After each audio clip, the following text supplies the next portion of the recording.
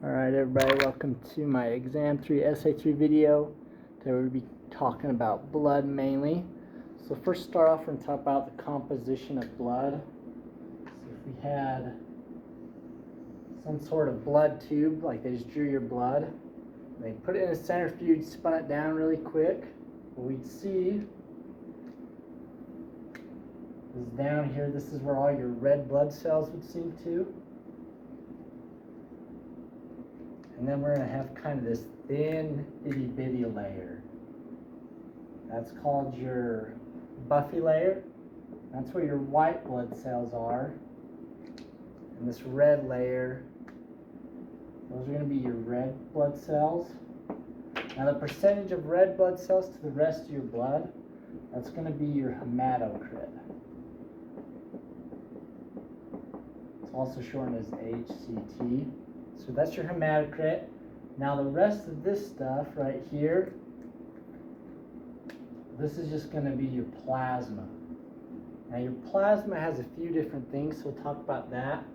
Your plasma, it has a clotting factor in it. So it has a clotting factor. If you took that clotting factor out, so if we so this would be like an EDTA tube. Say if we put it in like a serum separating tube, which has some anticoagulants in it, or sorry, some procoagulants in it. What would happen is it would clot, because all this stuff would clot down here, so remove that clotting factor from this stuff. This would be your serum. What's also in it is lots of proteins. Your main protein that's in your plasma is albumin. That makes up about 60%. So that's the main one you need to know is albumin. There's also some globulin in there. And then fibrinogen. That also helps with clotting, okay? And then also your plasma is pretty much 92% water, so that's also a main component there, okay? Let's see what's next here. So red blood cells, how they can kind of be removed. There's a few things. Your spleen, for example, it can remove about 2 million red blood cells a day. So your spleen does a lot of it. Macrophages will come in and kind of eat up the red blood cells, the old ones, remove them. Lots of like iron transport, things like that. The main one is going to be involved with hemoglobin. So hemoglobin is just your red blood cells, or kind of a part of your red blood cells. What your hemoglobin has, it's got kind of 4 different subunits. Each of these subunits kind of have all these little twirls in it, and then kind of a center here. So you've got 2 beta chains, 2 alpha chains. Now fetals, or I guess babies, they're not going to have beta chains. Let me fix this here. So they're not going to have beta chains, but for adults, we're going to have 2 beta chains, 2 alpha chains. Now this middle thing here, this is called a heme group. It's another way to kind of get rid of red blood cells is get rid of your hemoglobin. To do that, we mainly need to worry about this heme group here. Now heme group, it can carry about 1 oxygen. That's something important to know. Hemoglobin's got 4 of these different subunits. So 1 hemoglobin can carry about 4 oxygens. Okay? So we need to remove this heme group. Now these chains here, they'll just kind of poof away, so we need to worry about that. Let's worry about this heme, how we would be able to get rid of this heme group here. Let me erase that and grab my notes here.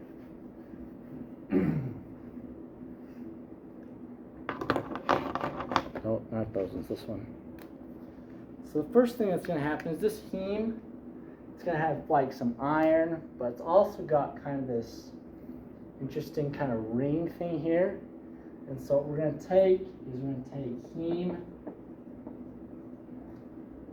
oxygenase, and we're going to add it to our heme. That's just an enzyme that's going to expose some nitrogens in here, which is going to make it be able to dissolve into water and get into the blood. And so once it's in that, it's going to turn into, so we'll kind of move this over here. It's going to turn into biliverdin. Okay? Now biliverdin, that's going to have kind of a blue-green color. It's mainly in the blood. Okay? Now what our biliverdin can do is it can, via a molecule called biliverdin reductase,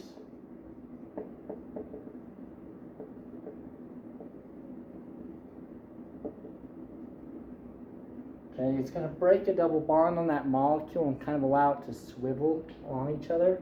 It's also going to change the color. So that's going to turn this into bilirubin. Okay? So right now we took our heme group from our hemoglobin. We had heme oxygenase to turn it into biliverdin. And then we took biliverdin reductase to make it into bilirubin. Okay? And bilirubin is going to have kind of a yellow color. If we have high levels of bilirubin in our blood, then that results into jaundice, which is kind of that yellowish tint there. Okay? Now your bilirubin, it's going to be the liver there. And in the liver, we can add what's called glucuronic acid. So then you'll kind of have like your bilirubin, and it's going to have all these different acids here. Just kind of like that. Got another one here. Okay. Now what that does is it makes it polar. Okay. And so it's not going to be able to cross like our blood barrier at all. So what it can do, so bilirubin, it's going to be non-polar, I believe.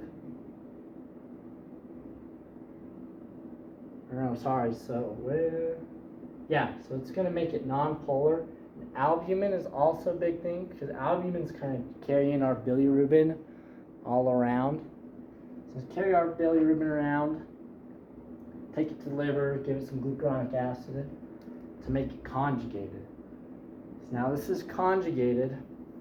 So now what it can do there is it can kind of pass. So let's do this. We'll kind of draw it in our liver here. Get rid of this. And it can kind of pass through our common bile duct into our intestine here.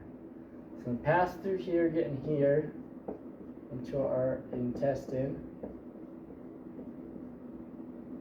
Okay, now there's a few different things that can happen.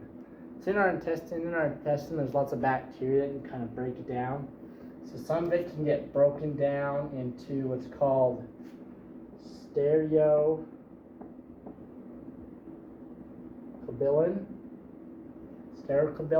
and that's what makes your poop brown. This has got kind of a dark brown color to it. So make it into stereobilin, or you can turn it into urobilinogen.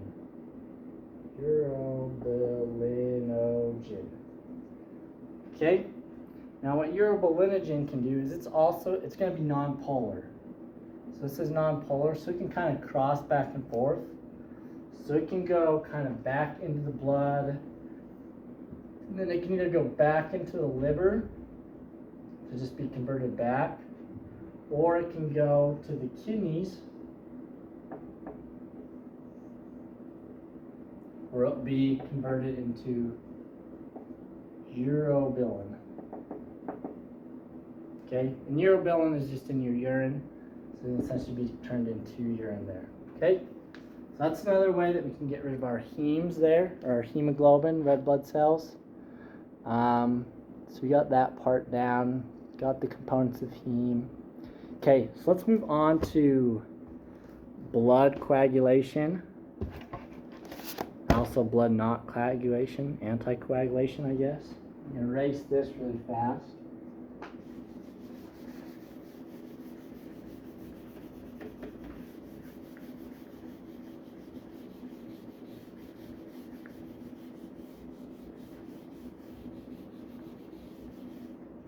Okay, so let's draw a blood vessel here.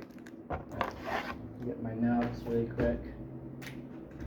So kind of on the inside of our blood vessel, we're going to have endothelial cells.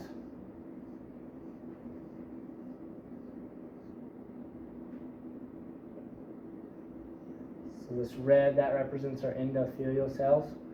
On this back side here, this is called our basement membrane, this blue here.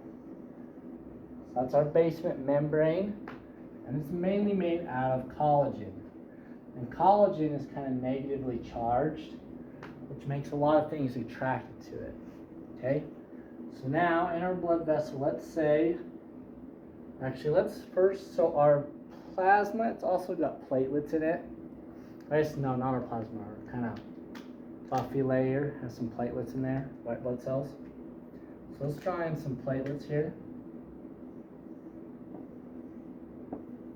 Okay, now we damage this blood vessel right here, okay? So remove some endothelial, expose that basement membrane. So now what's going to happen, we also are going to have some VWF factor proteins, or I guess VWF proteins. And our platelets have what's called a GP1B receptor, which is just a VWF protein receptor, okay? So it's going to receive one of these, and it's going to kind of activate a little bit. Now when these activate, they're going to be very, very attractive to this collagen, and it's going to kind of change the shape of our platelet. It's going to make it kind of squid looking. So it's going to kind of bind here via that VWF. Okay, so it's activated there. What's also happening here is we're going to have kind of a flow of blood. So our blood flow is going to be going that way, but this platelet's kind of hanging on there, so it's getting pushed a little bit. So what that does is it opens some mechanoreceptors. Those mechanoreceptors allow calcium to rush in. Now this platelet has a bunch of granules. It's got alpha granules and dense granules. Okay, now our alpha granules they release, so alpha is going to release more VWF. It's also going to release factor 8, which is a clotting agent. And it's also going to release PDGF, which is also kind of another clotting agent. Really, really works well. And now our dense granules are going to release calcium and ADP. Okay? Now, so through that exocytosis, we're going to release a bunch of those granules, which is going to release a bunch of this stuff. Our activated platelet is also going to release something called TKA2. Can't remember what that stands for, but it's TKA2. And so, also on these platelets here, we're going to have ADP receptors. Like I said, we have these VWF receptors, those GP1B. Excuse me. And we're also going to have our TKA2 receptors, okay? So now this one activated platelet just released a bunch of this stuff, okay? We're just going to activate these platelets even more, okay? So now all these platelets are going to kind of do the same thing. We're going to bind to some VWF, some ADP, become more activated. So now we're just going to have we're going to have some more platelets here. More activated platelets. They're going to be doing the same thing. But what we're also going to see is in our bloodstream, there's lots of what's called fibrinogen. I'll see where fibrinogen comes from here in a second. But these activated platelets, they have what's called GP2B3A receptors, which are fibrinogen receptors. And so what's going to happen is it's going to bind to all this fibrinogen, and it's going to kind of make these bridges in between these platelets, which is going to form our platelet plug and kind of plug that off, okay? So that's one thing that helps with kind of some stops blood loss. It helps with clotting. Vasoconstriction is also a big thing, because if we're bleeding out of this, if we're to constrict it, less blood's coming through, which means we're having less blood loss.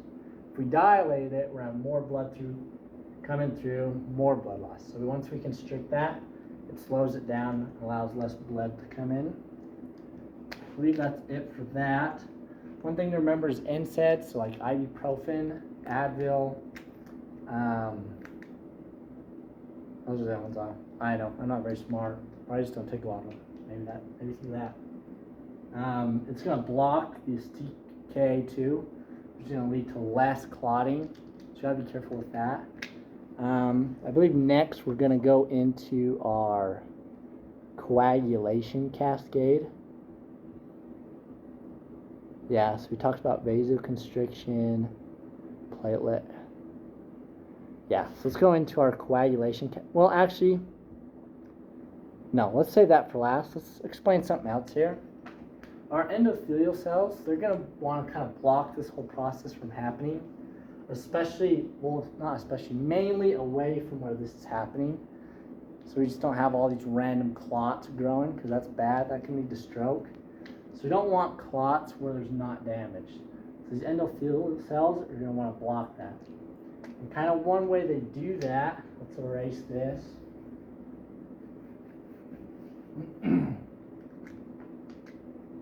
Let's fix this. So now there's no damage here, but let's say we have a clot here. This big nasty clot that's going to get to your brain and cause a stroke. Okay, our endothelial cells are going to produce something called TPA. Okay, now what TPA does is it produces plasminogen. Yeah, plasminogen. Okay, and what plasminogen does,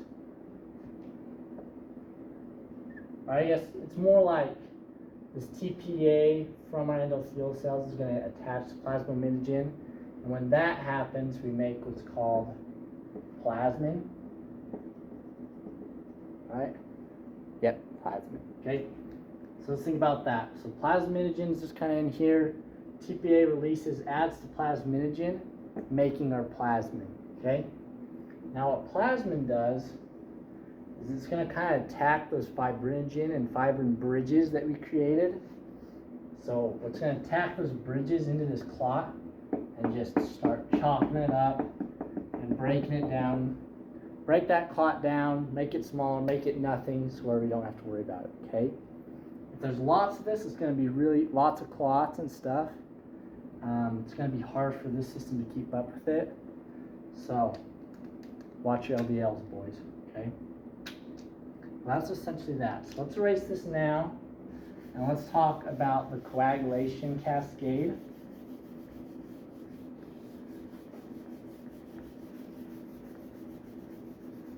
So our coagulation cascade, I'm going to try to do this without looking at my notes. So essentially we have damage here. So pretend, same thing, we're going to have some damage in the blood vessel here. And it's going to be called Hageman 12, which is a clotting factor essentially, or some sort of blood factor. It's going to be attracted to this negatively charged collagen up there. So it's going to hit that, and when it does that, it's going to become 12 activated, or 12A, okay? So we're going to have 12A there from that, and now we're going to have our factor 11 come in, and it's going to bind to 12A and become 11 activated. And now factor 9's come in, it's going to do the same thing, hit 11A, and it's going to become 9A. Okay, now 9A, it needs factor 8. So factor 8 is going to add to this 9A. And what that does is now 10 can come in and bind to those two, become 10A. And 10A does something similar here, except it doesn't do factor 8. It needs factor 5. Okay? So they're going to add together. So we're now, factor 2 is going to come in. Factor 2 has a special name that we need to remember called prothrombin. Okay, so factor 2 prothrombin is going to add to our 10A and our factor 5. And it's going to become 2A, and this has another special name, but it's just thrombin. Okay? So that's where we're at right now. And then our last step here is we're going to have factor 1, also has a fancy name that we talked about before. It's fibrinogen,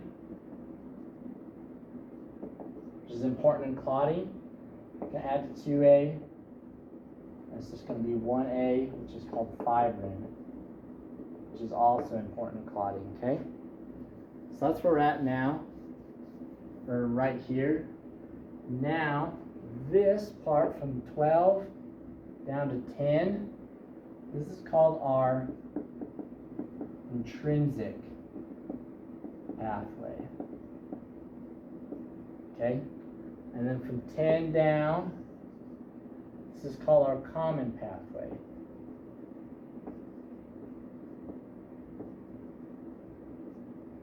Okay, now one thing you got to remember in our endothelial cells or in our blood vessels, the other side of that is just going to be tissue.